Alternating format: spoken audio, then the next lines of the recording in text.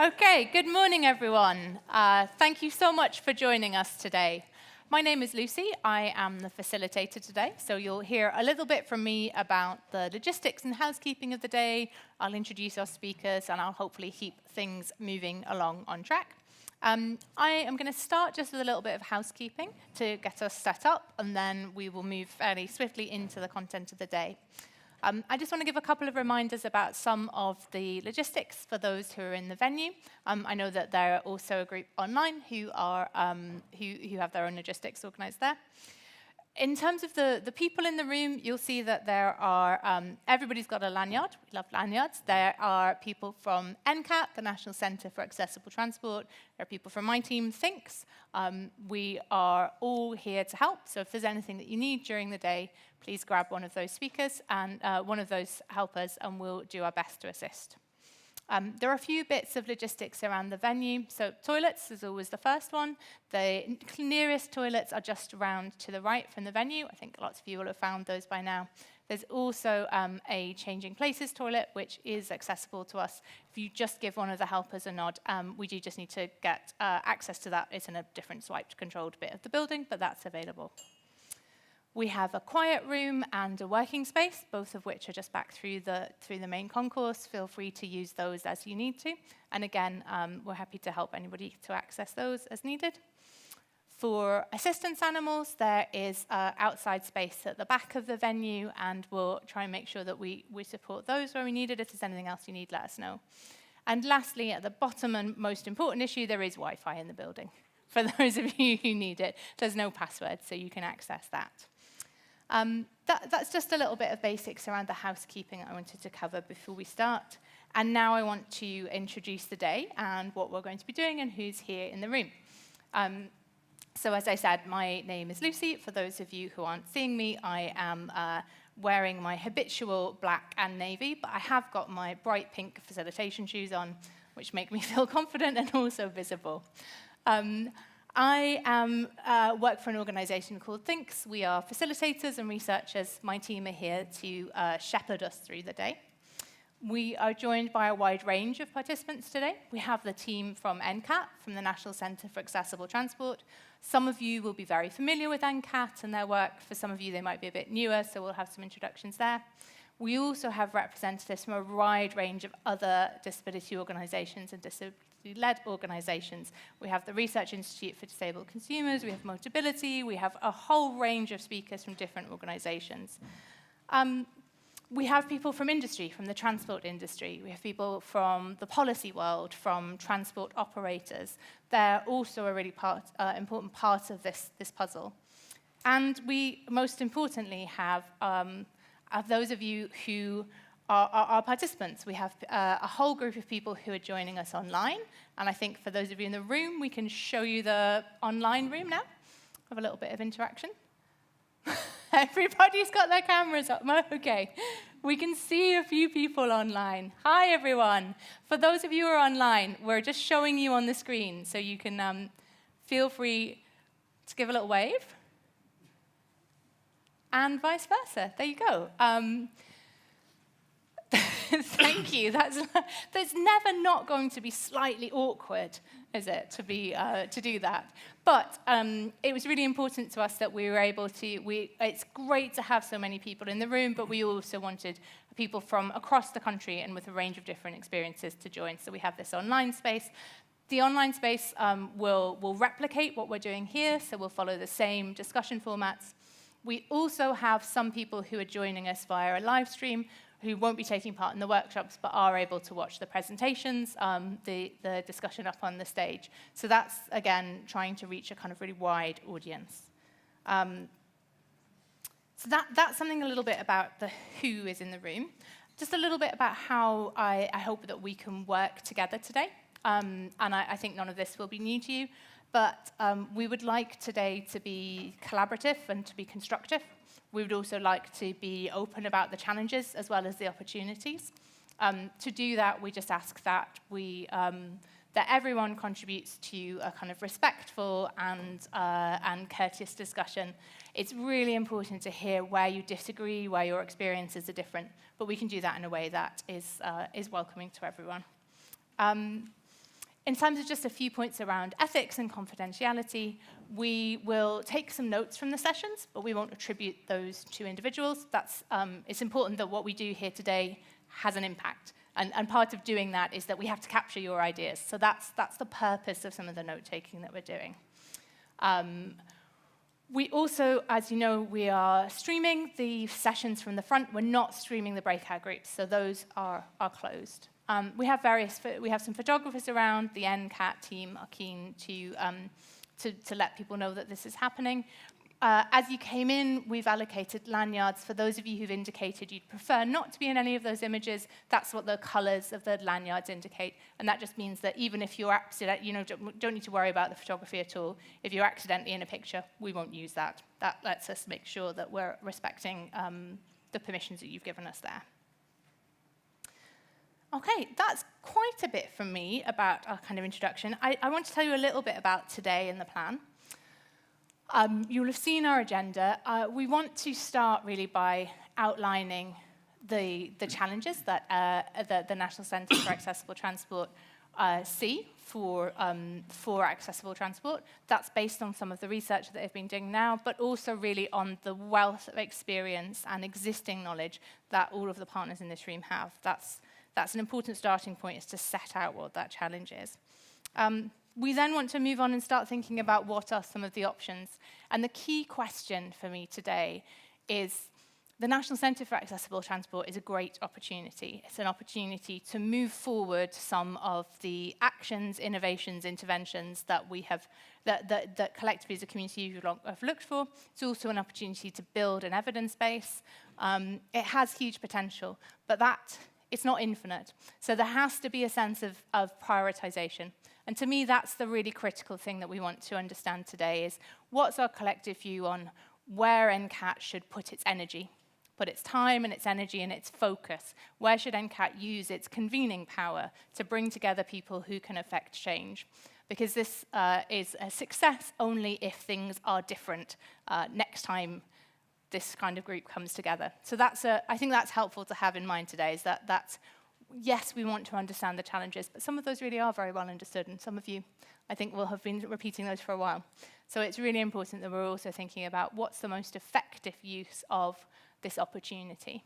And we'll do that through a series of breakout group discussions and small groups.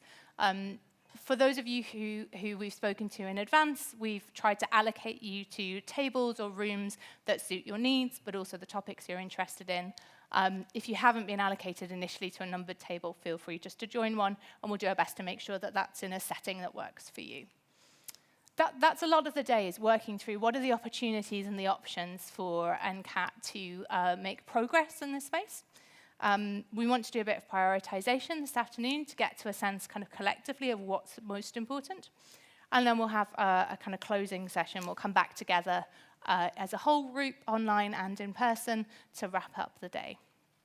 There are various bits and pieces through the day, like, talking to each other. We really hope that if you would like to, and if it's something that works for you, that you will just meet some people and talk to them about the things you're interested in. If you want to do that, we'd really welcome that. Feel free to think about a kind of couple of things that you'd like to talk about, and put that on your lanyard if you like. There are Sharpies on your table if you want to write, talk to me about whatever topic, or you can just rock up to people. That's also fine. But we hope that some of what we'll do today outside of those formal sessions is give people an opportunity to share their experiences, their opportunities, and their insights together.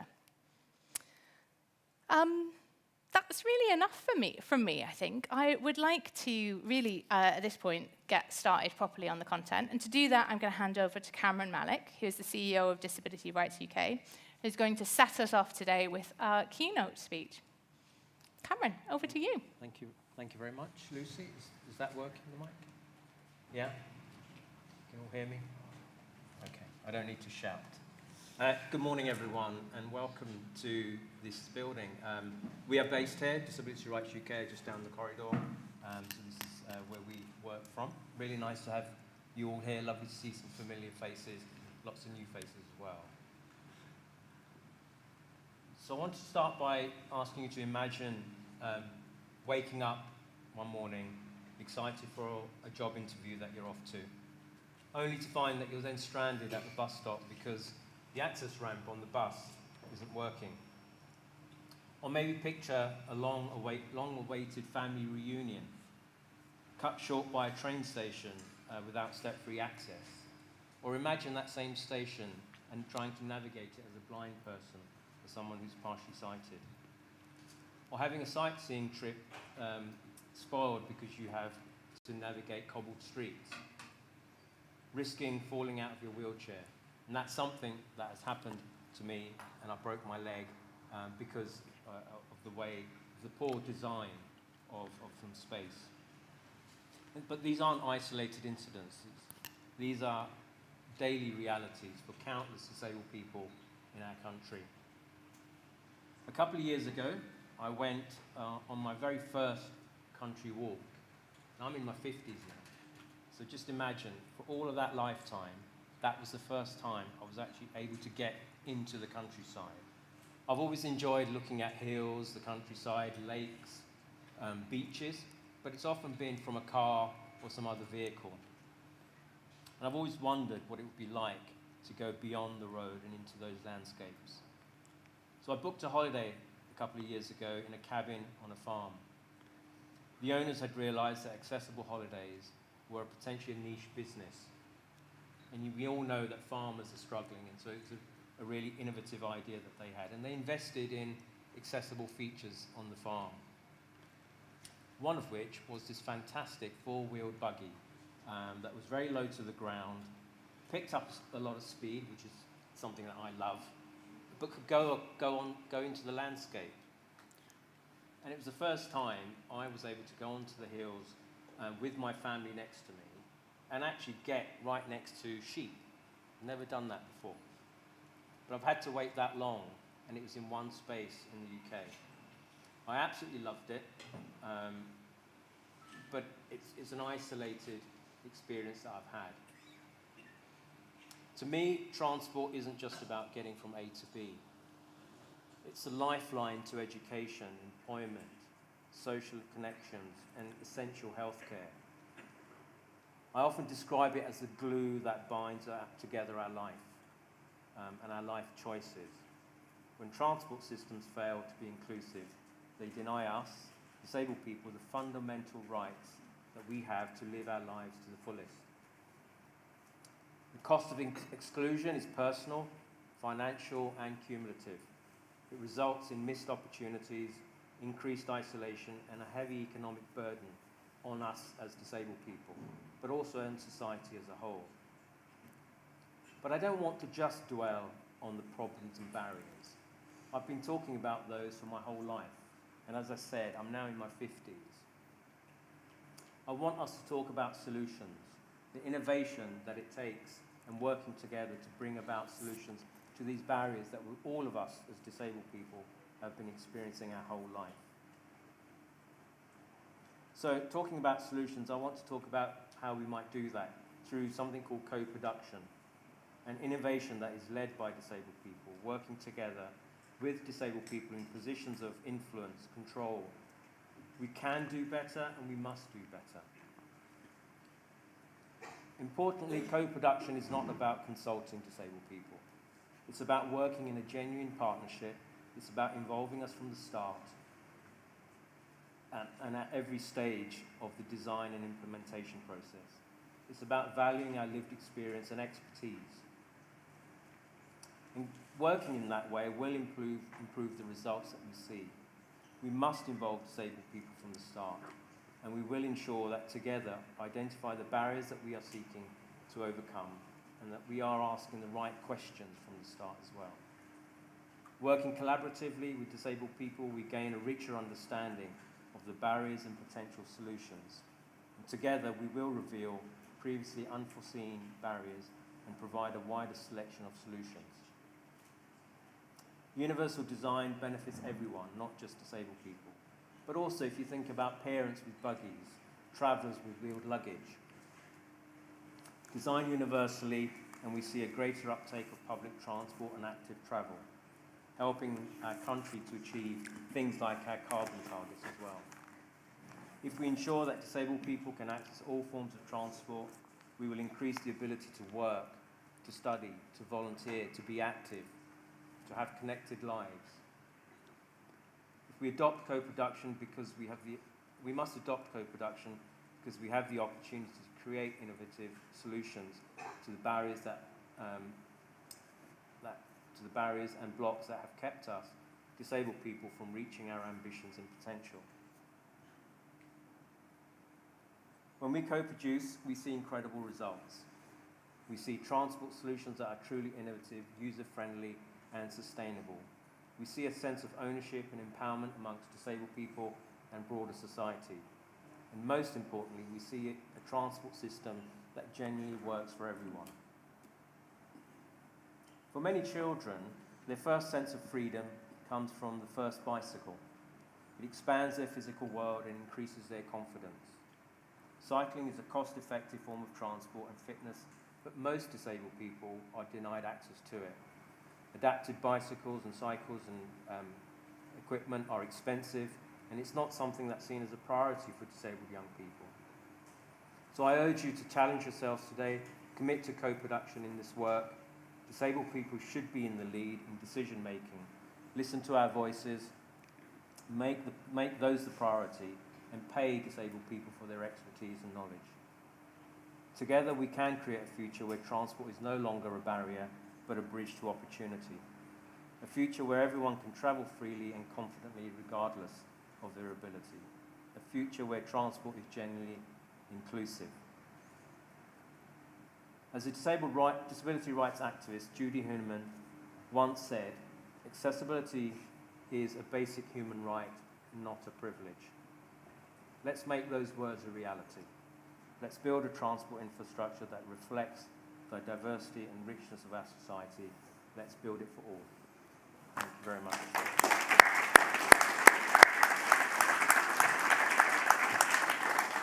And I'm going to now hand over to Paul. Thank you, Cameron. Can everyone hear me at the back? Are we okay? That's great, thank you. So those are great words, Cameron. Thank you very much. So good morning, I'm Paul Herriotts, and I'm pleased to see so many people in the room today. I can't tell you what a relief it is that everyone's turned up. So thank you very much. And I know people have had long journeys, and if journeys were easy, well, we wouldn't need to be here in the first place. So I really appreciate the effort that people have put in and the support that you are giving us today.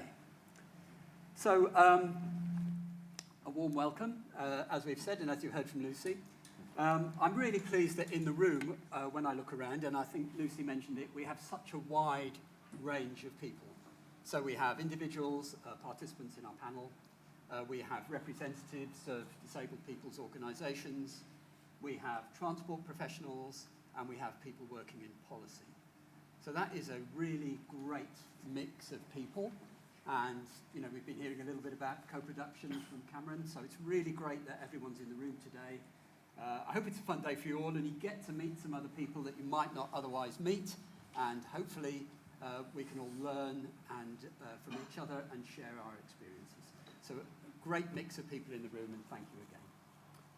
So NCAT, as we call it, the National Centre for Accessible Transport. Let me just tell you what that is. So firstly, whenever we mention NCAT, we must thank the Motability Foundation, and I think there's members of the Motability Foundation here today.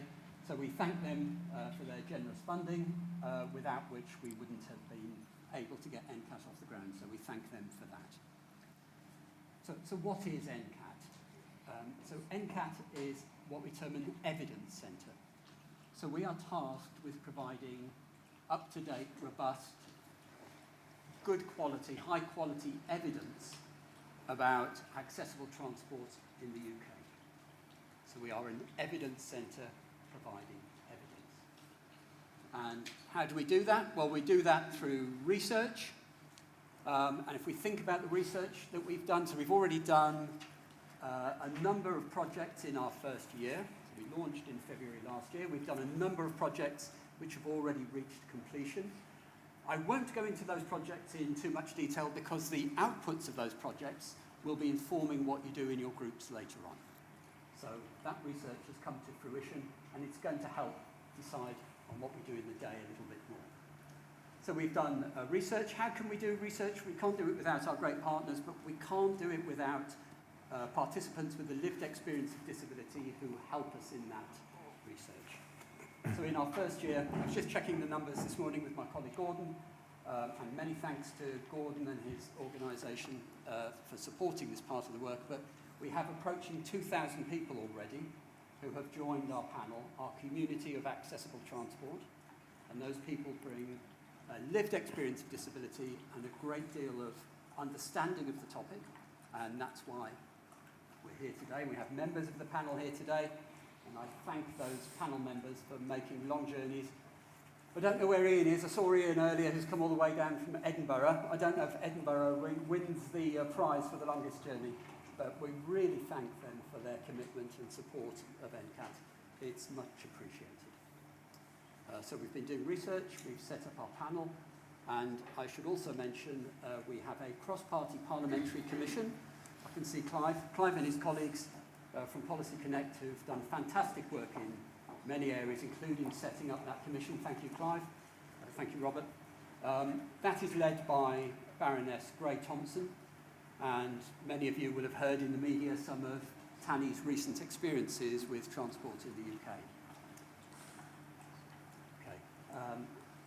What we'd like today is to learn from your experiences as well. And, you know, as Cameron was saying, look, we acknowledge that there are problems and challenges, and we haven't got a magic wand, unfortunately, to make things better tomorrow. But what we do have with this co-production, this way of working, and with good people in the room and a good mix of people, we have the ability to focus on what NCAT does next and to provide the right evidence to decision makers in the future so that the voice of disabled people is heard and accessibility is dialed into projects from day one. Super important. So a great role today from everyone who's turned up. Thank you for helping guide what we do in the future. We'll also be hearing from Michael, my colleague Michael, a little bit later, who's going to tell you about a really exciting initiative. So we're going to put out a funding call. We're going to encourage great ideas in this area. And Michael's going to tell you a little bit about that. And again, today's activities will help Michael focus exactly what we look at in that funding call. So great stuff happening. Really pleased that everyone's here. Again, a big thank you for making such a commitment to get here and support us today. And I really hope that you all have a really good day, get to know each other. Moreover, have some fun, enjoy your day, and welcome again. Thank you.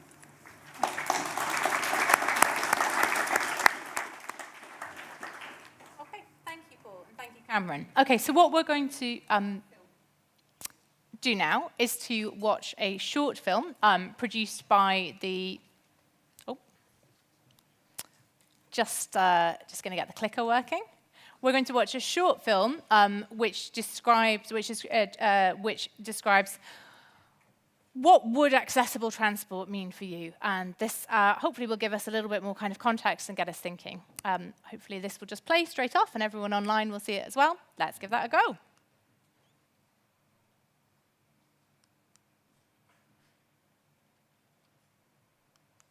We'll keep clicking. More in hope than expectation. What does accessible transport mean for you? We asked disabled people, and here's what you told us.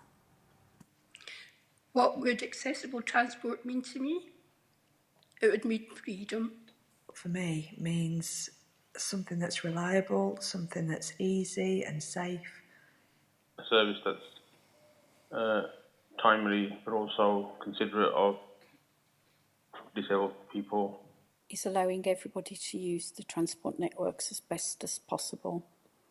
It would just take the stress away and the anxiety of travelling. Anything that enables me to travel at any time and anywhere. Independence. Being able to have a life of my own. It would give me freedom, it would give me quality of life. Being able to travel as easily as I used to be able to travel before. Means that I've got dignity and independence in my travel. transport for everyone, whether you can walk on, use crutches to jump on, or like me, use a wheelchair. It would be transformational, so yeah, bring it on. Okay, and that was some of the members of the CAT panel that Paul mentioned there. So some of whom we're delighted to have in the room with us today. I think a really important set of voices there. And I suspect that some of that is familiar to you, but hopefully that sense of what the possibilities are is something that will underlie our discussions today. Okay, what I'm going to do now is invite our next set of speakers. I'm going to thank Cameron and Paul again for your contributions. We have next set of speakers who are going to speak to some of the themes that NCAT is considering as it develops the next stage of its work. So we'll just give us a moment while we reset our stage and invite our next set of speakers up. Thank you again to Cameron and to Paul. Okay.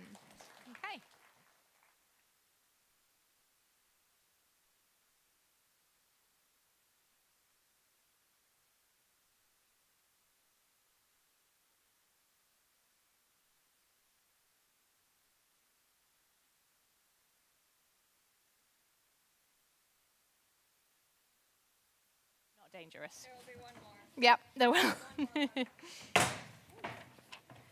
Well done, well done.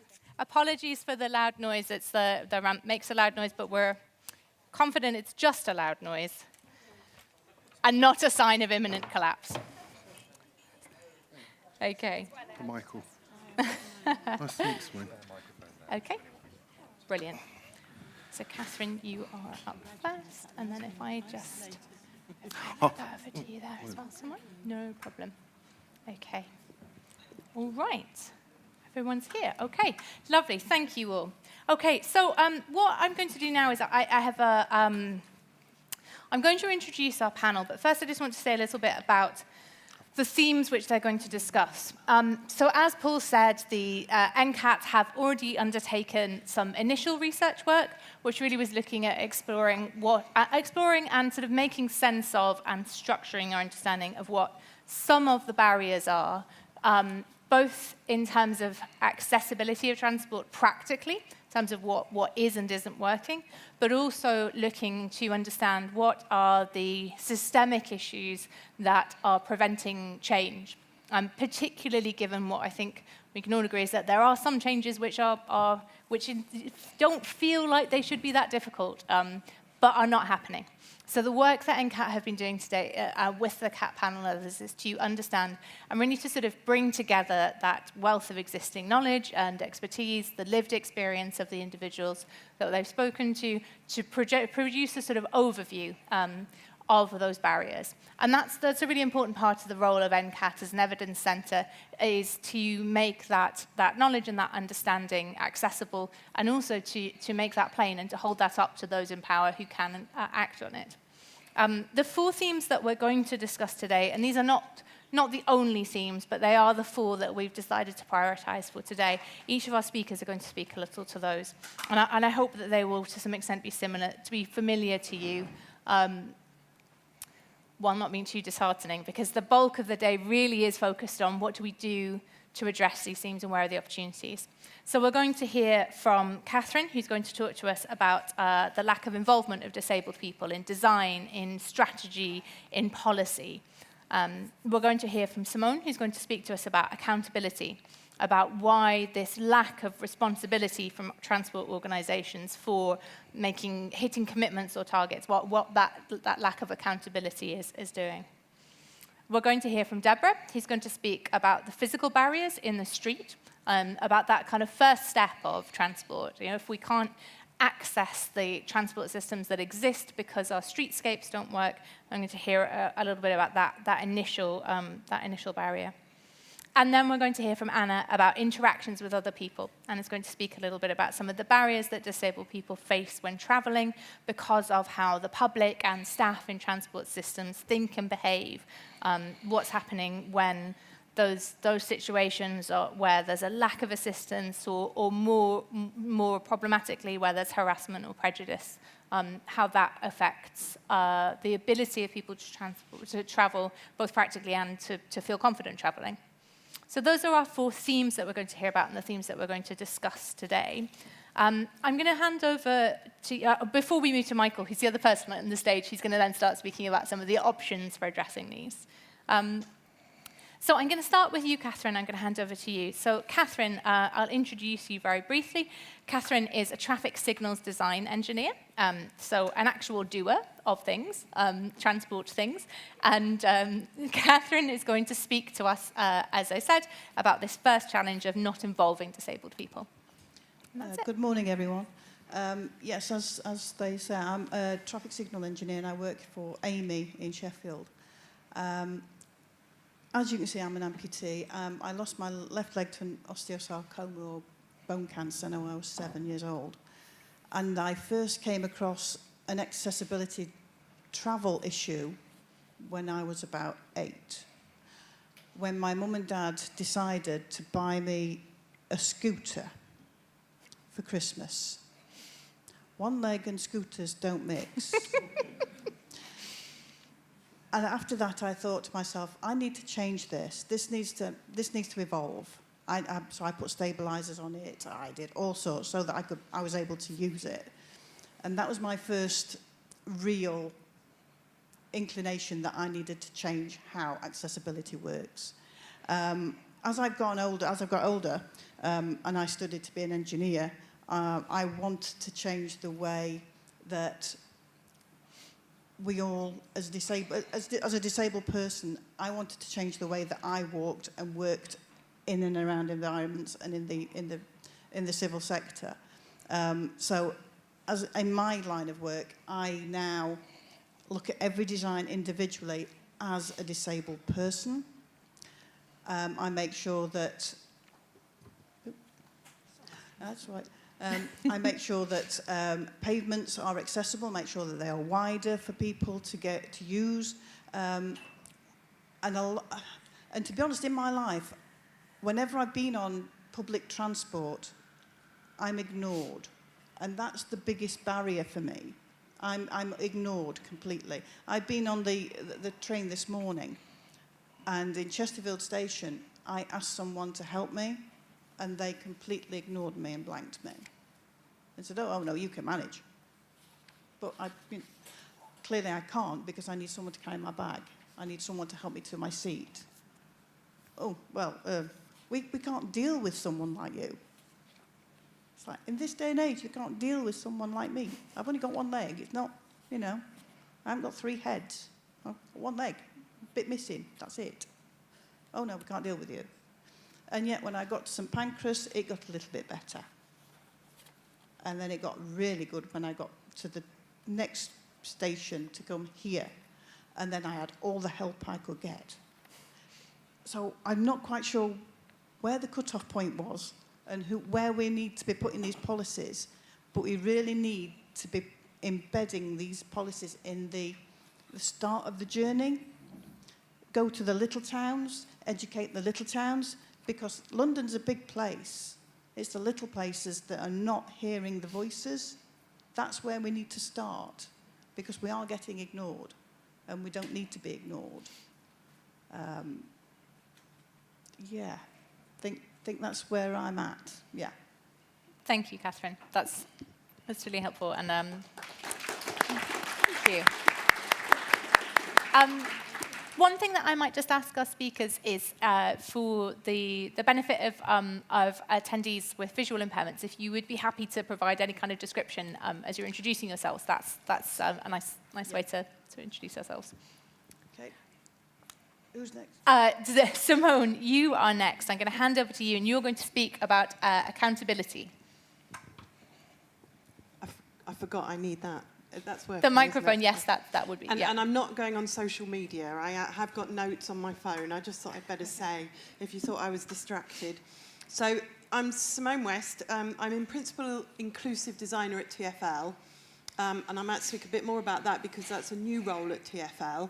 I've been at TfL 5 years. And in January, and actually when I went there 5 years ago, that was a new role. I was inclusive design advisor. And we've created a new role that is embedded into engineering, which is actually one of the things I'm going to talk to you about.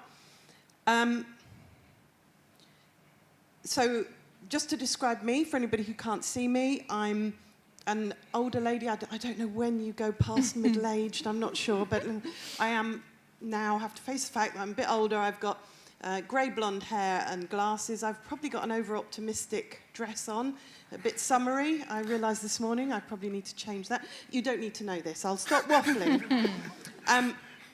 Anyway, the title and subtitle. So I'm looking at theme 2, which is no accountability.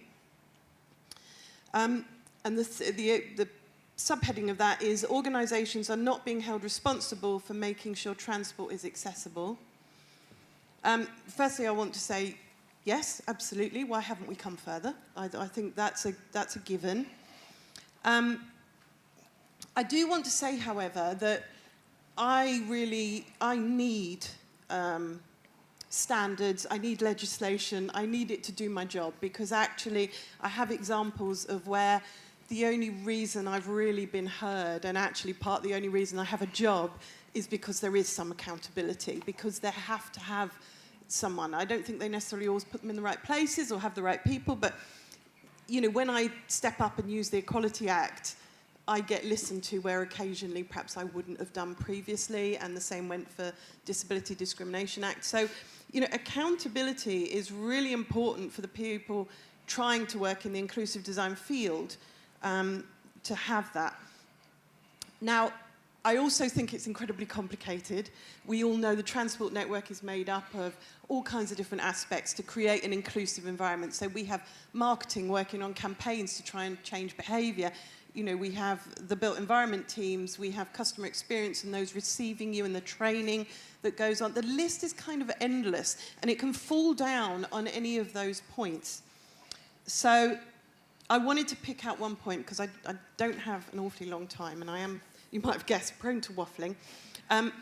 So there was a piece in the information that I was sent under this theme, and I'm just going to read that for you. People working in transport design said that guidance to help them make transport accessible was difficult to understand. They said it wasn't part of the way they normally work, so they didn't always use it, and they weren't encouraged or made to do so. Now, for me, that plays completely into my hands, because I'm not surprised by that. It was a head-in-hands moment. It's not that hard, honestly. I think what it highlights for me is that there is lots of guidance, there's lots of standards. You have to be able to interpret it, you have to understand it. You need to be able to understand the legislation, you need to have the input and the understanding, and you know, with different stakeholders to make that relevant. And I do find that a lot of designers leave bits out because they don't know why it's there. They don't know why the shelf is needed for stoma management. They don't, it's not that important, it's just a bit of wood in the corner. So there's 101 things that get left off because people don't understand.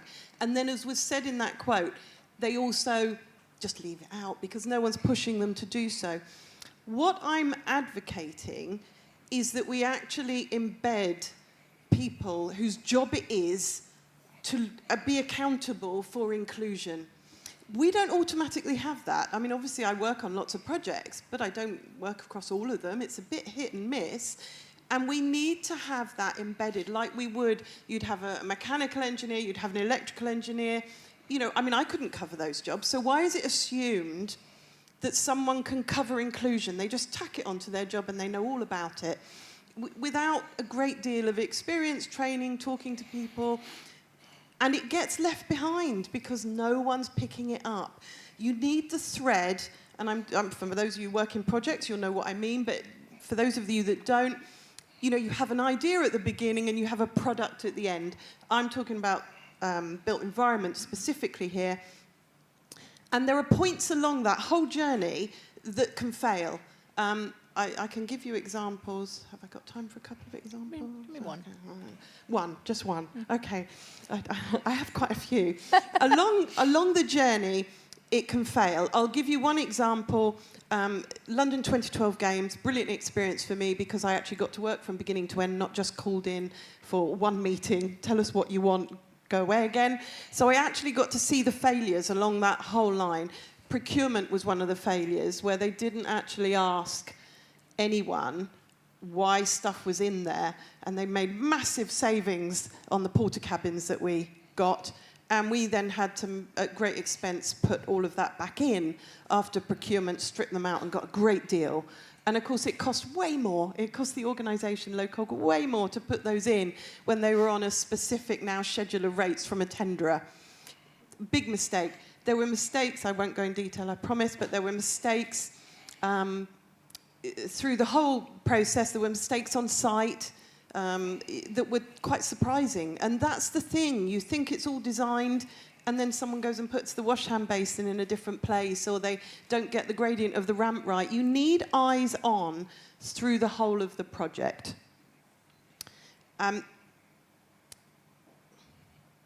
Shut myself out of my media. So, moving on to the question of what can NCAT do? Well, I mean, the list is probably endless. You know, we do need training and upskilling, and so whilst I think we need expertise, and I use that term loosely, we are all only experts in our own experience, but, you know, someone who can help pull that together and communicate that and express that need. We also need a general upskilling so that people are better able just to do their job and understand the relevance of inclusion to them. Research gaps. There's never enough research. We're always behind. Anytime a standard is written, it's out of date. Of course, we always need more research about the gaps. Improving effectiveness of stakeholder engagement. That's not new. We talk about stakeholder engagement and involvement and co-design, and we talk about it, and we talk about it, and we talk about it. We still haven't got it right. I really want to know where we're falling down on that. Why is it not being implemented well? Focus on lessons learned. We don't do enough of that. Embed into projects. That's my really big ask. Embed it as a recognised thing that needs to be a whole thread. Great case studies would be really good to show people and demonstrate. And better ways to challenge delivery. A bit of carrot and stick. I don't think we can fix it just by the stick. I think we need to help people embed it into these processes. Thank you very much, Simone. That's really helpful. And thank you for your honesty there also in sharing what's gone well as what's gone wrong. And I hope you can start to see some connections between this in terms of Catherine's experiences in particular transport settings and then the systems behind that leads that to be possible. I'd like to hand over to Deborah now, if I can. And if you could, yeah, thank you, Catherine, just pass that microphone over. Deborah is going to speak to our third theme, which is around barriers in the street. And she's going to speak to the barriers that disabled people experience getting around because of things on the street, poorly designed pavements. Deborah, if you want to introduce yourself and just say a little bit about that. Thank you.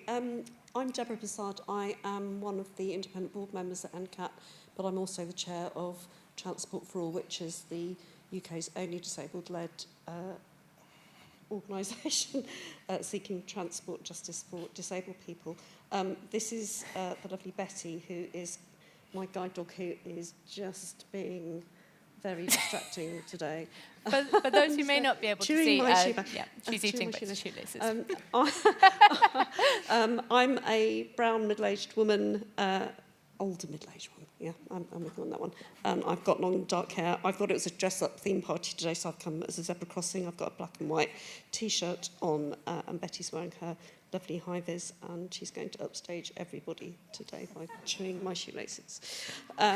So I feel like I'm just doing a bit of show and tell on some of the things that colleagues have already been talking about today. So I went out for a quick walk a few minutes from my house, and I've got some pictures to show you, which I will describe, which just show us every day how challenging it is to get around. So the first one we've got is the zebra crossing to nowhere. So we've got, well, actually it's a zebra crossing from hell, because there's a tactile paving which leads you onto the zebra crossing, which then leads you to some tactile paving which leads you into the middle of the cycle path. And if you try and cross that cycle path, you then end up in a hedge. So the pavement is beyond that. So I'm not sure who designed that or implemented it, but that's a fun one. The next one I've got for you, and Catherine, I'm really sorry about this, is some temporary traffic light signals. And they're randomly placed on a tactile paving where the normal pelican crossing is. If you try and use them and you're a blind person, sorry, I'm sure everybody recognises I'm a blind person, you get your hand shredded because there's nice metal sharp things that stick out right where the button is. If you can't see them, then that's goodbye to your hand. The third one I've got is this real doozy. I don't know who designed this one. It's a new design where the tactile paving is inside the building line.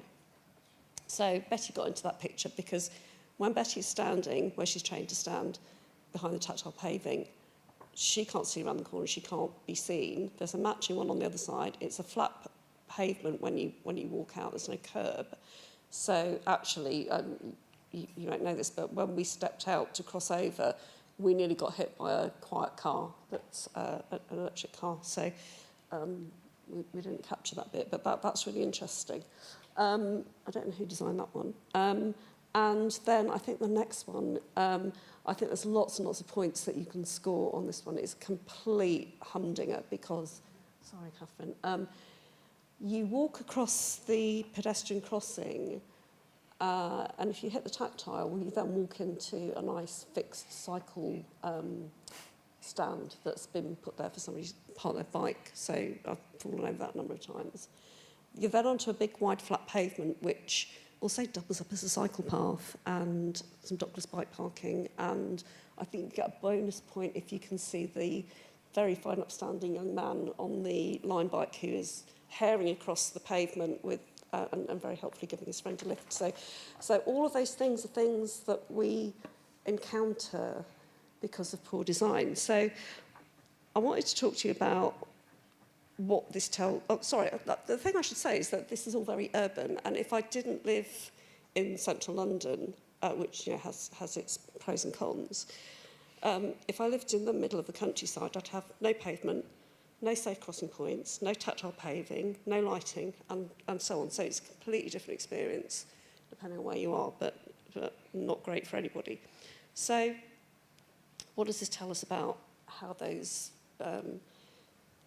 features were implemented and how the decisions were made? Well, I can tell you now, without having any insight into how, what happened on the ground, that no disabled person was involved in designing any of that or implementing it. I think I'd really like to see the quality impact assessments on those schemes. Did a disabled person sign those off? They might have been paid a fiver to turn up to a consultation group, but nobody would have signed those off. And I imagine that there are multiple agencies involved in, and lots of people in the supply chain involved in implementing those schemes. As Simone said, retrofitting to fix some of these problems after everybody's walked off the job is quite expensive, and no amount of telling people that these things don't work is helping. So the impact that has on me and people who are disabled, well, firstly, it's impossible to enforce the law. So if I'd walked across that crossing, got hit by those lads on their line bikes, are they on the pavement? Are they on the cycle path? You can't enforce some of those traffic laws. Talking to people who are implementing these schemes, and there are a lot of them going on across London at the moment and probably elsewhere about low traffic neighbourhoods and little neighbourhoods and those sorts of active travel schemes. No amount of trying to get through to the right people is having any impact. It's tricky. It's getting to the point where I can't go out without somebody with me, which is a complete loss of independence. So, where the tactile pavement behind the building line is, that's on my way to the shops to buy some bread. And it's going to stop me from doing that. So, disabled people can't get out and about. We can't be part of the economy. It's what Cameron was saying earlier. If we are excluding disabled people from just going about our daily lives, we can't get to work, we can't go to the shops, we can't go out and spend money in the nighttime economy. We can't do any of those things, and it's just a really horrible, vicious circle. So, those are a few of the impacts that has. And it just knocks people's confidence. It's really dispiriting and it's exhausting as well. So I think what we want to talk about is co-design. And, you're all lovely people here, but you're not representative of the industry. And it's got to change, as Simone was saying, to a point where disabled people aren't just paid their voucher to turn up for a focus group. Disabled people have got to be at the heart of all of this. So bringing people into the industry, giving disabled people careers where they are those decision makers and they are the designers and people that are signing off on those procurements and spotting those problems. So, it's not hard. And, I think that's the change that I would like to see. That's me. Thank you. Thank you, Deborah. Okay. Thank you. And that theme really came through, I think, very strongly in the research that NCAT have done to date, that while there are challenges across all modes of transport, there was almost a universal experience of this lack of access, just getting to any mode of transport. So a sense of that being a kind of almost a failure at the first hurdle, which I think is really important. And again, your kind of points around how the lack of involvement in that decision-making speaks to Catherine's point, the lack of accountability. If it goes wrong, what does happen in that situation? Those things are all connected. Last but not least, I'm going to hand over to Anna, who's going to speak to our fourth theme, which is about interactions with other people, which is the sort of other key component of this. And Anna, if you'd like to just introduce yourself and speak a little bit to this. Yeah, absolutely. Hi, everyone. My name is Anna. I'm a qualitative researcher and disability campaigner. I'm currently doing my PhD just across the Olympic Park at UCL at the Global Disability Innovation Hub. And a lot of my research work and activism work centers around something I call the implementation gap, which is the fact that we have a lot of laws and standards and regulation that are good in theory, but they don't quite reach to disabled people in practice. And the theme I'm going to talk about today is about interactions with other people and attitudes, and the way where someone's attitude on the day can prevent you from traveling regardless of the fact that you might have the right to. I'm on the governance board of the NCAT. I'm one of the independent members, and I was brought on particularly due to my expertise in research and also in emergencies and what happens when there's a disaster, when something doesn't work, when you have to evacuate, and how can we build that into transport. And as well as thinking about intersectionality. I think I brought up in my original application how oftentimes I feel like I have to choose between accessibility for me as a disabled person and my safety on transport as a woman, and how that's something that isn't always quite thought through from the many different angles that it should be. I liked how Cameron mentioned Judy Heumann in his opening remarks. I used to work with Judy back in Washington, D.C., where I used to live, and we once asked her what her favorite city in the world was, because Judy Heumann had traveled everywhere with the US government on disability rights, and she said that her favorite city in the world was London, because it was the only place where she could just hop in a cab and go anywhere. London is the only place where every taxi is, in theory, accessible. And I think that's important to note, both to show how we're in a place where we have so much privilege and progress, but there's also quite a long way to go. And kind of Tanya Gray Thompson, who I think has also been mentioned a bit in this sphere lately, always says that we're not asking for anything special as disabled people. We just want the same shit experience of transport that everyone else has, and that would really be enough.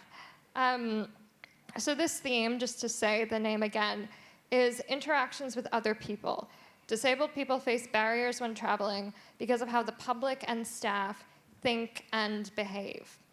And I was asked to talk a bit about how this has been reflected in my own experience of transport.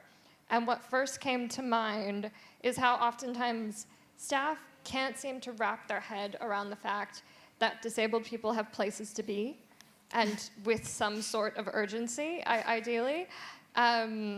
Once I was on a train that had gotten paused because someone on it was having a medical emergency. So it was going to stay at this station for about an hour while an ambulance came. And so everyone on the train was getting off onto the platform to swap to another train that was going to leave more quickly. And so I said, yes, I'd also like to get off the train. And I was greeted with the question by the staff member, oh, did you have somewhere to be? No, I'm just taking the train up and down the country for fun. And the same thing, I think, happens on the tube and on and on. And the reason today I took a taxi in is because when I do take the train in, I usually get the high speed for the last leg over to here from St. Pancras to Stratford International. And if I arrive even, with 10 minutes for the train, and the ramp is right next to the train door on that platform, so you can really get it ready quickly, they always make me wait for the next one after that, as if there's, I could not possibly have anywhere to be. So it really matters to us, and I think there's a lot of other ways, including that people have already mentioned up here, that just mere attitudes can prevent us from traveling. And in terms of NCAT's findings, I'm going to read a quote from one of our CAT panel members. The staff, they may not see you as a passenger. They may actually see you as baggage, something they have to get on and off the train quickly so you don't disturb other passengers. They shouldn't see us as that. They should see us as people, human beings. And the way that we found this, and many other things about attitudes, was by asking our 1,195 disabled people on the CAT panel about these barriers. Attitudes really, really came to the forefront as one of those issues. And finally, as to what I'd like to see the NCAT do about this, I think, our role is as a research center, so I think we need to keep that front and center, that our role is research. But research can mean many things, and there are a lot of really creative ways to do it. And I think where we need to sit is not in just researching the problems, although that's important, because although disabled people, we know what the problems are because we live them every day. We often need methodologically sound statistics and findings in order to prove that to the powers that be. But not just researching the problems, we need to research what works, and the solutions and innovations, and we need to test things. Ooh. And that's what I'd really like to see over our next few years on the NCAT, because we really do know what the problems are, and it gets frustrating when people tell you what they are, and you say, yeah, I know, I couldn't get the train yesterday because of that. So I think we need to be testing solutions, and I'd really like to hear from people today about how you think that should happen. Thank you. Thank you, Anna. Okay, that is a perfect transition to Michael, who is going to speak exactly to this point around what are these solutions that could be tested, what is the process by which NCAT is going to start moving from this identification of problems and barriers into this space of looking at solutions. Michael, I'll just hand straight over to you. Can you introduce yourself and, yeah. Absolutely. Morning, everyone. I think I'm the last speaker before break. Yeah. So, hi, I'm Michael Edwards. I'll just describe myself. I am a black man. I have a very large afro. Why are you laughing? I have vertigo, so I have a white patch about the size of a tennis ball over my right eye. I'm wearing my fabled white and blue stripy shirt and my new chinos, which have a wet patch on them from Betty when she said hello to me earlier, but I will carry that wet patch with pride. And I wear my blue suede shoes. In my personal life, I've been a carer for about 15 years, firstly for an ex-partner who had a schizoaffective bipolar, probably why she chose to leave me. And then in my family's area, my dad suffered a severe stroke about 2.5 years ago, so I've been at home caring for him. Because he suffered quite a loss of mobility. I work for a place called Connected Places Catapult. We are essentially responsible for helping to drive the future of transport in the UK and ensuring that UK benefits from economic growth, that we help decarbonise, but most importantly, that we help make sure the future of transport is accessible and inclusive. We wanted to talk a bit about how NCAT can help. So we've spoken quite a lot about the research that we can do and the fact that we can work with the likes of government to show how our research outputs can help inform the decisions around regulation and decisions around the future of the built environment and the transport system. We can also work with industry to help them understand decisions they make around the products and services they design and the things that they create. But what we also want to do is to actually use some of the funding that we've got to help people develop new products and services that sort of meet the needs of the disabled people. So not just use research to understand what can be done at a policy or a practical level, but actually to get out there and set challenges that help us to understand what we can do by basically increasing the level of products and services that are available in the market to support disabled people when they're travelling. So we want to have real-world evidence, and we want to use the funding we've got to fund people and organisations to help to understand how we take the challenges we're going to talk to you today and that we've created through the evidence, and ask people to tell us the products and services and the solutions they think that they can create. And we will use our funding and the support from the expertise in the centre to help people who are, whether it's doing some early stage research ideas or whether it's around doing sort of later stage product development and testing. So we can actually do the research, inform government, but at the same time, we can also understand how we use that research to frame challenges that we test in the real world. And hopefully that testing and that learning will create products and services that, whilst there's discussions going on within government around regulation and policy change, we can actually help get more products and services into the market to help improve the transport experience. And that's quite a unique way that we're going to use the funding from NCAT. And we will open this competition on the 24th of October. And what it means is people will set some challenges, people will apply to those challenges with potential solutions, and we'll go through a process of selecting projects that we think should be funded, and then funding will be given, and we will work with those companies hand in hand to make sure that they are supported in those products development processes, but also to ensure that we use the expertise from the consortium partners in the centre to really sort of help everyone that's receiving our funding.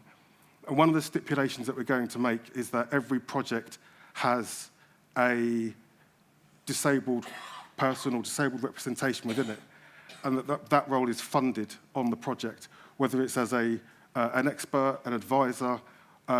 We want to make sure that in the co-development that Cameron spoke about earlier, that these projects are delivered hand in hand with the centre and with the disabled people we're trying to support, so that we can ensure that the projects that are delivered have some form of validation and they are sort of reflective of the challenges that we are trying to address. Thank you, Michael. That's really helpful. Okay.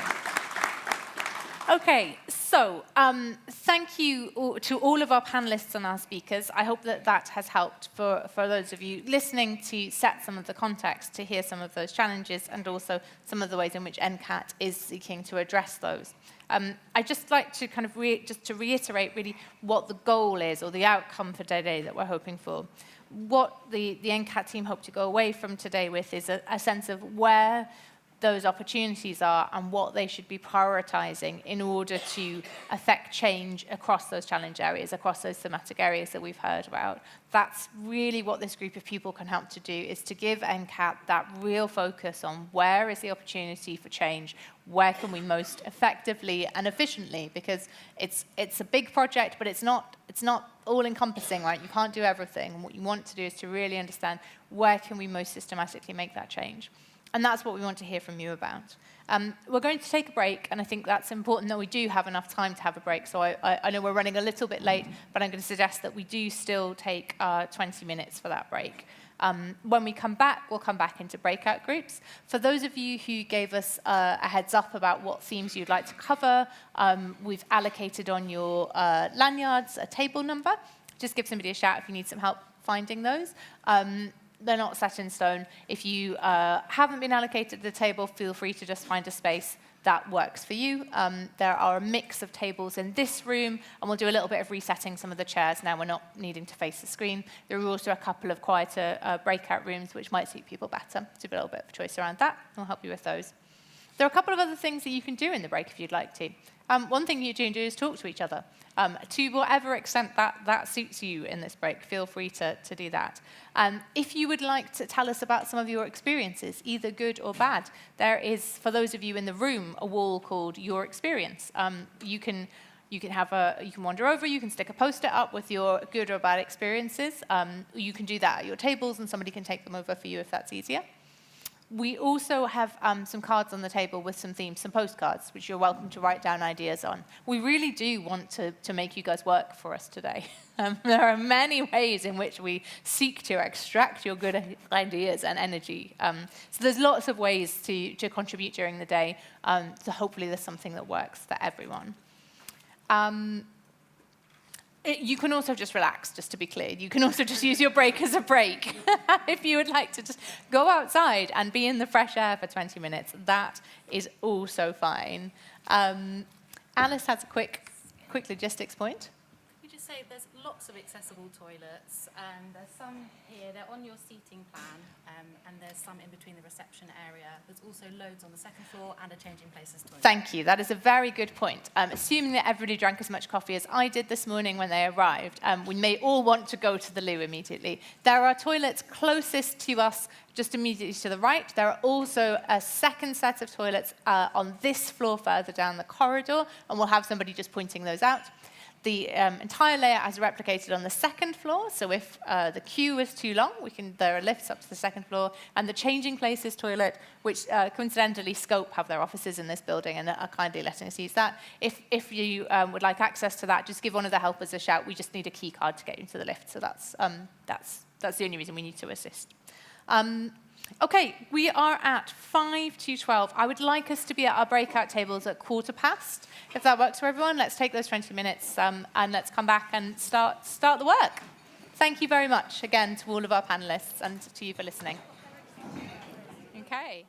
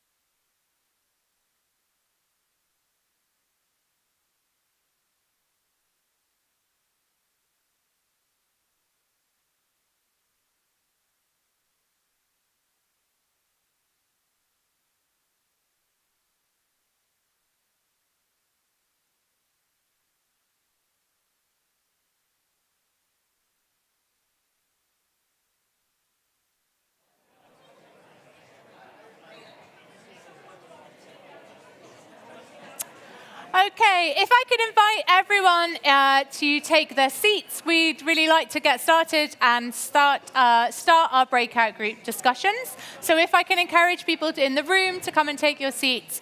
Just a quick update on the timings for those online as well. We are running about 15 minutes behind our original schedule. What I'd like to do is to keep this first session to an hour. I want all your ideas while you're fresh. So we will start lunch 15 minutes late, and we'll see if we can take a little bit of that time back by having a slightly shorter lunch break. So this session will run for an hour. We'll break for lunch at 1:15. Thank you all.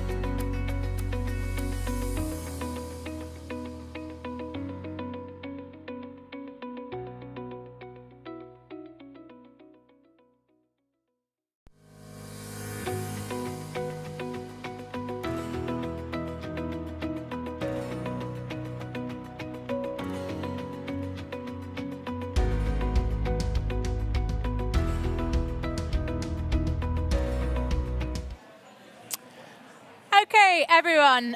Just a quick announcement for those of you who are online.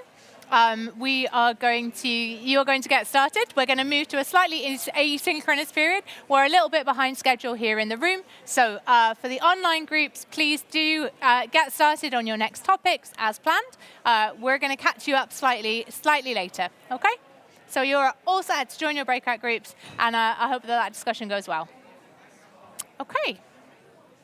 Thank you. Can I now have the room?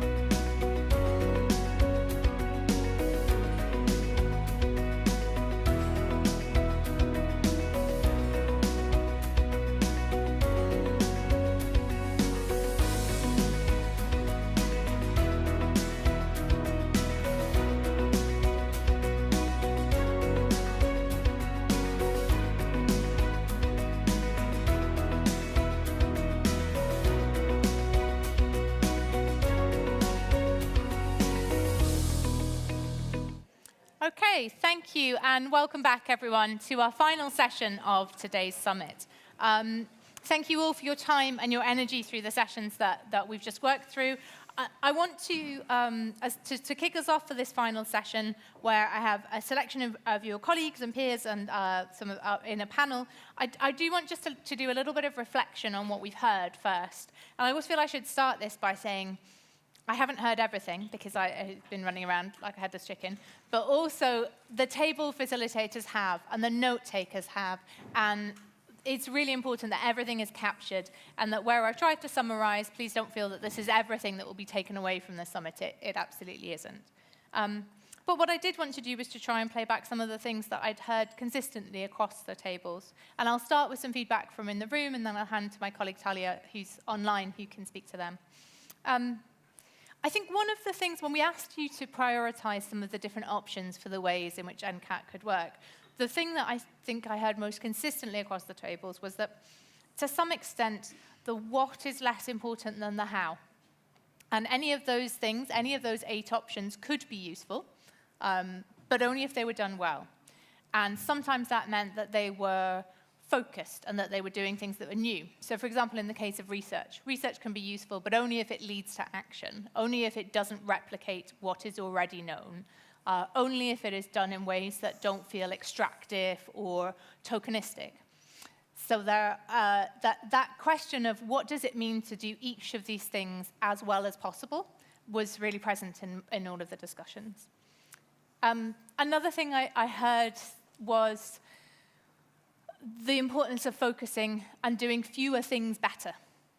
So not trying to do everything, not spreading this, not spreading itself too thin, and recognizing that this is a team effort and that there's a role for collaboration with other organizations. But perhaps most importantly, and this was probably the priority for many of the tables in the room, for doing this work in partnership and in a meaningful, whether you call it co-production, whatever term you want to use for it, in a meaningful way with disabled people, and with that at the heart of all of the activity. So that point around inclusion was, for many of the tables, was the top priority. Even for those where it wasn't the priority, it was still part of the description of what it means to do any of these things well, which I think is a really clear message for NCAT. Some of the other sort of points that came up, I think there were around what's the thing that NCAT can do that is unique or that's distinct. So some of you talked a little bit about what's, for example, producing more guidance. If there's already lots of guidance out there, what is it that NCAT can do that's distinct? Is it about making guidance that has more teeth? And that's, again, something that came up a lot was this implementation challenge, which, again, is not new, but I think it speaks to that point of making everything that is done as effective as possible and not duplicative. That's a little bit of what we heard in the room. There's so much more. There's so many more specifics around things like what can NCAT do to make sure that government has disabled people in positions of influence? What can NCAT do to address the gap between rural and urban accessibility? There are so many specific points that came up on tables, which are hugely important. Discussions around how disabled people with children travel. I heard a discussion about that. You know, there are real specifics around pain points that are real challenges. So there's lots there in that specificity to pick up. I'm going to, if I can, to hand to my colleague Talia online at this point. She has been facilitating several groups of people who've gone through the same process as those in the room. So we've got some feedback from them. Talia, your face is enormous. For anyone not seeing Talia, she's here on screen and is just is joining from home and is going to give us a little bit of feedback. I'll hand over to her now. I can see my face quite giant on the screen, but it's really nice to be able to speak to everybody and represent the online portion of this event. I'll just share a little bit about the themes that we've been hearing, which are quite similar to the ones that Lucy shared, but a few things to add. So one of the themes that was really common among the breakout groups online was talking about the involvement of disabled people in decision making alongside transport organizations being really important. bit of feedback in the room, and hopefully that's results. But it's going to be really important to bring that lived experience.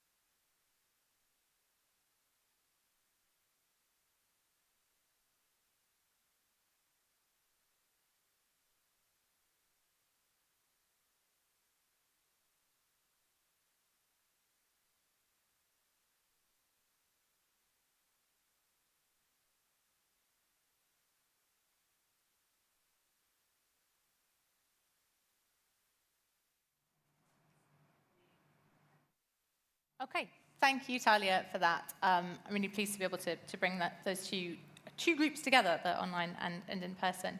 I don't want to talk for any longer. I have this group of people on the stage who have far more expertise in this, so I'm going to hand straight over to our panel. And what I'm going to do, if it's okay, is just to come to each of you in turn and ask you for your reflections. If you don't mind just introducing yourself, I'm really keen to hear from each of you from the perspectives of your organisations, which are all doing slightly different things, but in this broader space. I'm keen to hear both what the opportunities and the risks or challenges are that you've heard today for making this endeavour of NCAT a success. I'm going to start with Carolyn, if that's okay, and if I ask you just to introduce yourself, and then should just be on. You should just be able to hold it up. Okay, I'll give it a go. Good afternoon, everyone. I'm Caroline Stickland. I'm the Chief Executive of Transport for All.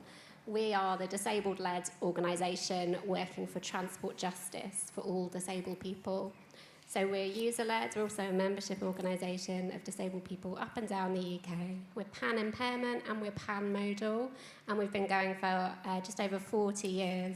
We started gluing ourselves to bus stops back in the 80s and 90s, and believe me, we're very happy to do that again if we need to. So my reflections from today are really delighted to see who's in the room and the passion that we've got in the room. So my reflections on who's in the room first are that we've got a brilliant community of disabled people and disabled people's organisations with passion and insight and real grit from our own lived experiences. And I'm sure similarly in the online group as well. We've also got outside of the room many, many more people from the disabled community. There's over 16 million of us. And I do have a few reflections on maybe who's not in the room and making sure it's really important that we hear all the voices from our community. Also in the room, we've got NCAT. That's why we're here, isn't it? So NCAT have the money, they have the platform, they have the privilege. So what I think we need to do as a result of the conversations today is I think we need to do some redistribution. Because disabled people, we don't have platform and privilege. I appreciate that I do literally have a platform right now, I'm sitting on one. But generally in life, we don't. Generally, we're asking for accessibility as a nice to have or the last consideration. And I would really call on NCAT to not pull the ladder up behind you. Think about how that resource, that platform, that privilege can be shared with those of us who've been living this for such a long time. As I said, 40 years ago, we were campaigning for the right to get on a bus. 20 years ago, we were campaigning for Crossrail to be step-free.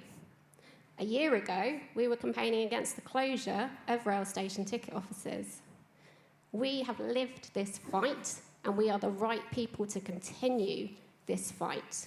And we need that platform, we need that privilege to be believed and to be taken seriously. So We need action, but that action needs to be disabled-led, it needs to be pan-impairment, and it needs to follow the social model of disability. Nothing about us without us.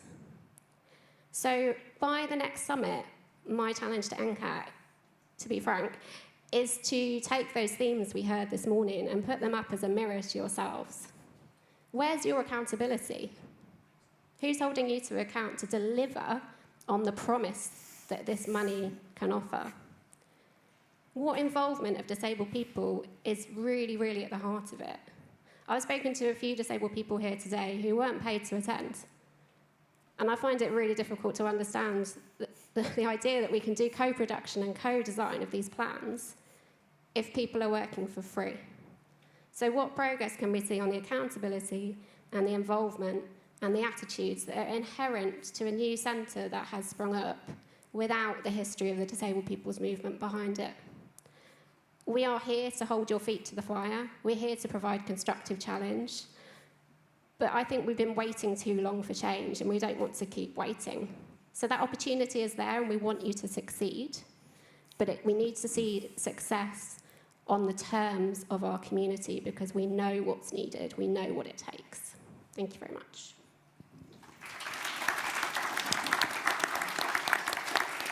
Thank you, Caroline. And I think that challenge of how could we come back to another summit? And this is the first of a series of planned summits. The next penciled, was told today, for February 2026.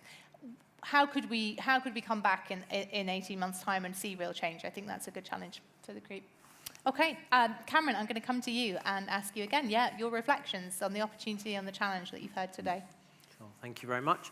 And firstly, I'm just going to echo everything that Caroline has just said. Like Transport for All, Disability Rights UK, we're a national disabled people-led organisation. The difference being we don't just focus on transport. We look at all aspects of disabled people's lives. We're pan-disability and we're national, we're membership-led.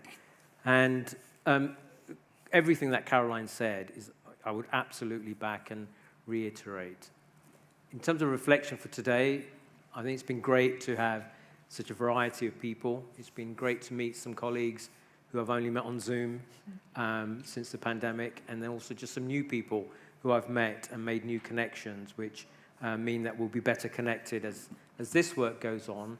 But from my perspective at Disability Rights UK, as I said this morning, transport is the bit in the middle, the glue that connects everything else that Disability Rights UK is interested in. So I think there's an opportunity where we have a new government.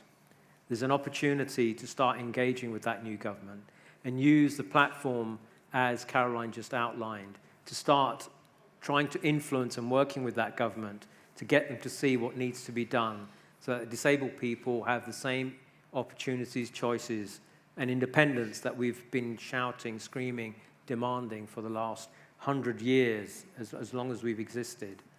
And our history is littered with this idea that non-disabled people decide things for us. And that's got to stop. And it has to start with when there are opportunities such as this, where there is money, there is a platform that Caroline talked about, and disabled people are willing and want to be involved and are saying to you that we want to be part of this piece of work. Put us in the lead, give us a platform, and work with us to influence government. Because long term, whatever happens with NCAT, 5 years will happen really quick. We're almost 2 years into it. Now, I don't know if Motability will continue that funding or there will be something else, but the change can't stop at that point. So whatever we do, it's got to leave a lasting legacy. And really, ultimately, the people in control of that legacy will be government. The will, the impetus behind from MPs, and fundamentally money. It's a choice. What we always get told is that there isn't the money to make the changes that you're demanding. My response back to that always is, but in order to make inclusive design, that is the cost. It's not an extra cost. It is the cost of creating a society that genuinely works for everybody.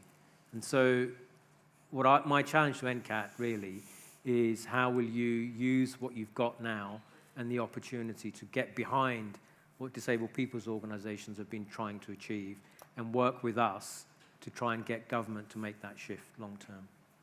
Thank you, Cameron. And I think again, there's this theme of presenting the challenge to NCAT, I think, is a really important one. And I know, Damien, you're going to speak. You're going to wrap up for us and speak a little bit about the future. I'm going to come to my so just a bit of a challenge for you there. It's interesting that this theme, which we heard very consistently across the tables around inclusion, continues to be a priority. And I hope it's okay for me to ad-lib a little bit in here and say that question of do fewer things better, do some things really well, do them in ways that are genuinely inclusive. Thinking about, as NCAT moves into this next phase of funding projects, thinking about how that can be done in ways that are redistributive, that support redistributive justice, I think are really important. I'm going to come to my next two panelists in turn, if I may. Phil, if I come to you and ask you just to introduce yourself and, give us a little reflection on your experiences of the day. Yeah, well, I'm Phil. I'm representing the Access Association. It used to be an association for access officers who work for local authorities and whose main interest was the built environment. But we're now a much broader church, and there are quite a few of us who are very interested in the issue of the accessibility of transport. And going forward, as we work as part of the expert panel with NCAT, so I'll certainly be looking to involve my colleagues who also have an interest in transport in that process.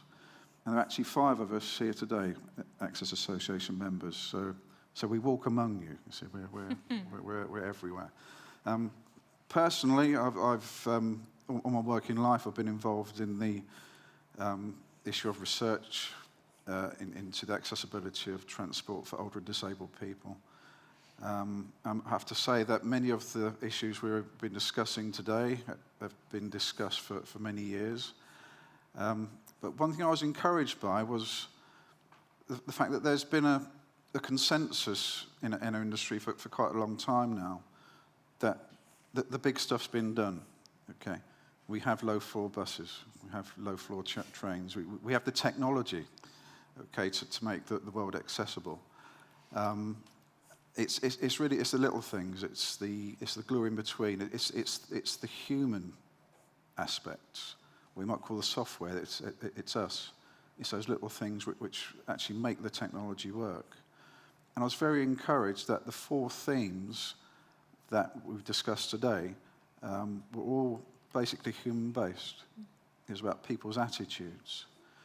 I thought a very important one of those themes was accountability. Somebody needs to be accountable for things not being made accessible properly. As well as technology, we have the legal power now. The Equalities Act 2010. It's actually illegal to discriminate against disabled people for any reason, anyone who has a protected characteristic. But somehow companies are getting away with it. So the accountability, I thought, was a very powerful theme. And of course, theme 1, the issue of, as Caroline was saying, it's nothing about us without us. Now, I really thought that one had been accepted. It was mainstream. It had hit home. I was astounded that we're still talking about that. So obviously, that's an extremely important issue. And obviously, as we are talking about it, it means it hasn't been accepted. So the very simple truth that people with a lived experience of disability are experts in their own needs, I mean, surely that has to be a very powerful thing to hit home. In terms of the future direction, I'm aware that these are very challenging times at the moment within which NCAT is working. For a number of reasons, that the very concept of empathy is under fire. The fact that in this room there's a great deal of empathy and love and support and togetherness. As soon as we walk out this building, suddenly we're woke. If we say anything that expresses empathy, we're spouting the nonsense of the wokerati. And the very fact we have those words now, and you know what I'm talking about, means it's a threat to all of the objectives of NCAT. And this is no more true than in the sphere of social media.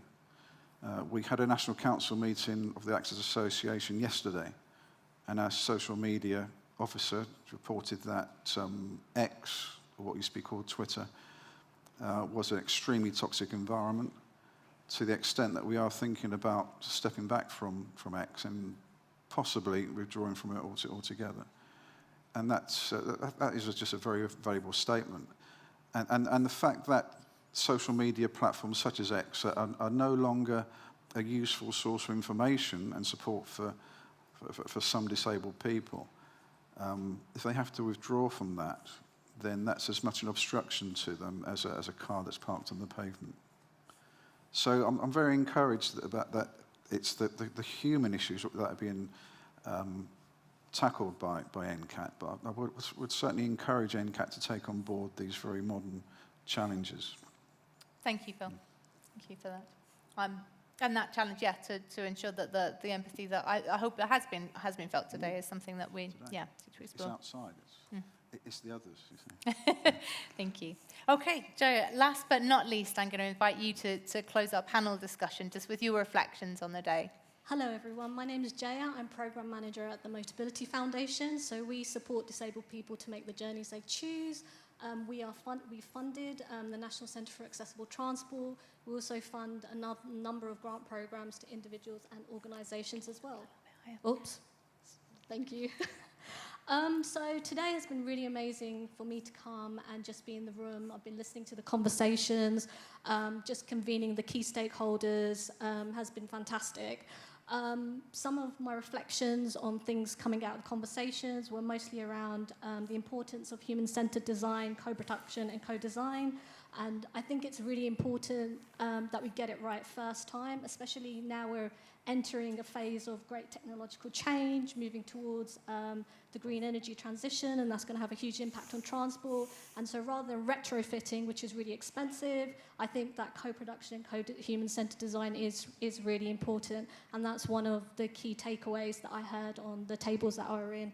And I think one of the members of the panel discussion, of the conversations I was on, said something like, it's important because you're asking the customer what they want, and so asking disabled people what they want is incredibly important.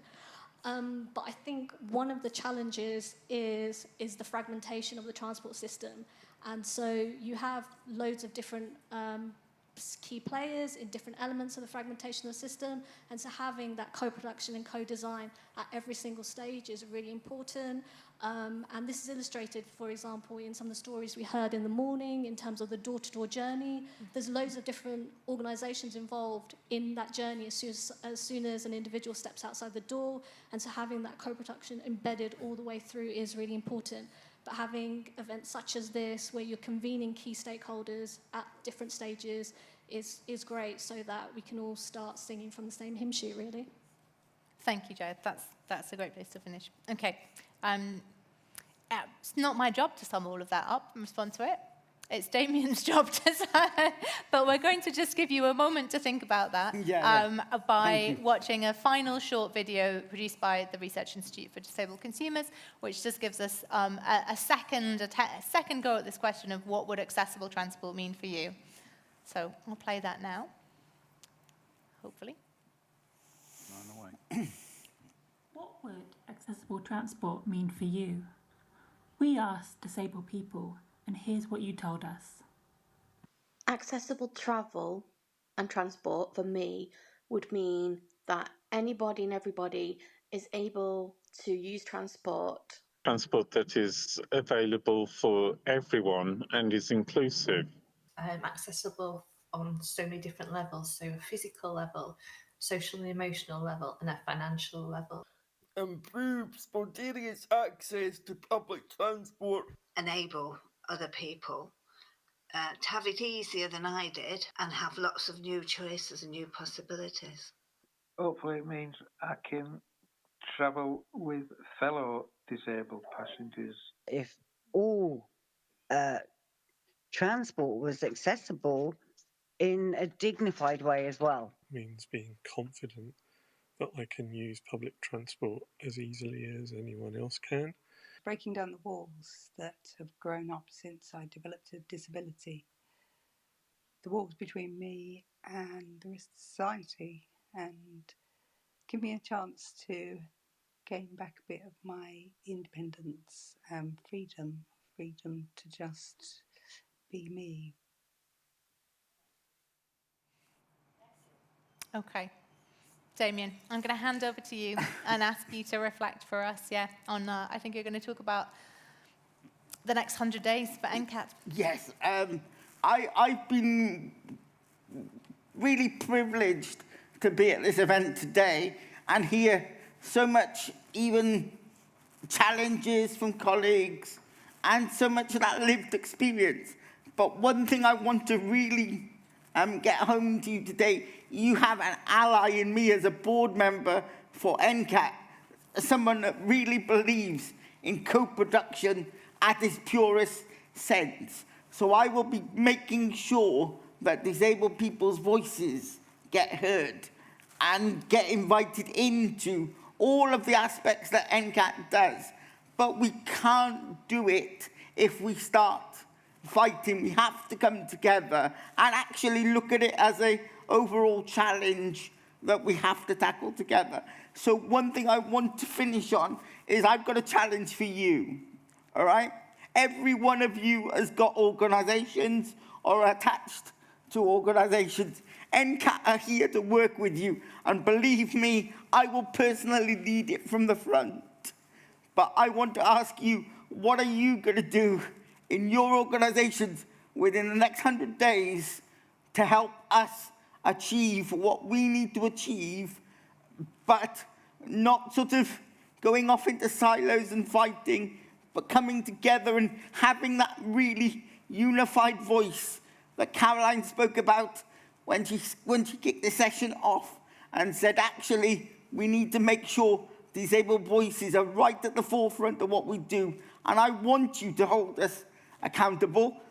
I'm a board member that has worked in this space. I am aware that there is some fabulous work done in Wales. And yes, I'm a proud Welshman, so I am going to say that about co-production, and co-production done in a real co-produced way. So there is people doing real co-produced work.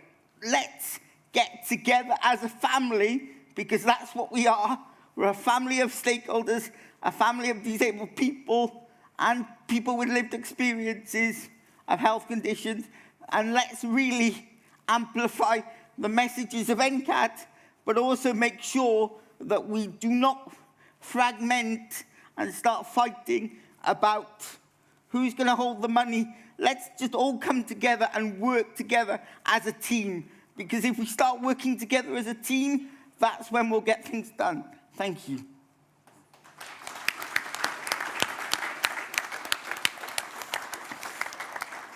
Thank you, Damien. Those are our closing words. I have some housekeeping, which I do have to say, but I think that message that the challenge for the next 100 days is to bring together a group of people to embrace genuine co-production. I hope that next time you hear from NCAT, that you will see some of that progress being made. I hope that next time this group or a similar group comes together for the next summit, that there's a real clear sense that NCAT has a response to that challenge, to the challenges that you've set out, but also can speak to some of those opportunities which may be realized. I have some thank yous from people. There are lots of people who would love to stand up and thank everyone from attending. In the interests of time, I'm going to summarize those. Thank you. Thank you for being here, for being online, for giving us your time and your energy, for giving us your patience as we've gone through the day. We'd love to know what we could do better. That's for my team as the people who are doing the organising, but also NCAT. There are evaluation forms on your tables. There are paper versions. There are online versions. There's a version with a QR code that you can scan and do on the bus on the way home. All of those things are available to you. There is also there are also other opportunities to be involved with NCAT. There is the CAT panel, which is an opportunity to get involved very directly. For those of you who aren't members of that, again, there's information on the tables and online for that. And I think probably, I'm sure the NCAT team won't mind me saying this, but I think their doors are open. Their X accounts, if they have them, are open. They are very much keen to continue these conversations. And I think as they move into this next phase, as Michael outlined earlier, thinking about funding, that first funding call, for example, there's been a lot to think about here in terms of what that funding call prioritizes, how that work is done, how NCAT can ensure that next phase of work is as effective as it can be. So I know that the NCAT team will welcome your input to that. That's it. That's the closing messages. Thank you for your time, and we'll speak to you again soon. Any logistics help that we need getting out of here, please let anybody in the team know. And the sun's come out for those of us in the room for your journey home. So thank you all, and let's give our attendees a round of applause. Thank you for being here. Okay. Thank you, online people. Okay.